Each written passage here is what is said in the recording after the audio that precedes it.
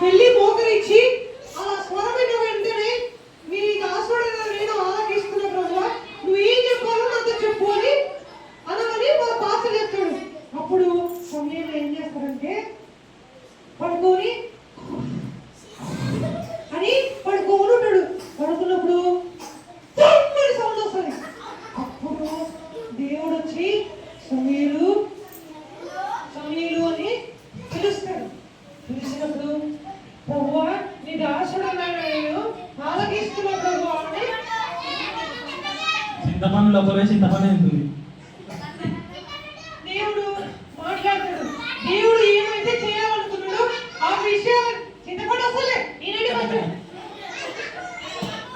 కనపడు వస్తుంది కుదురి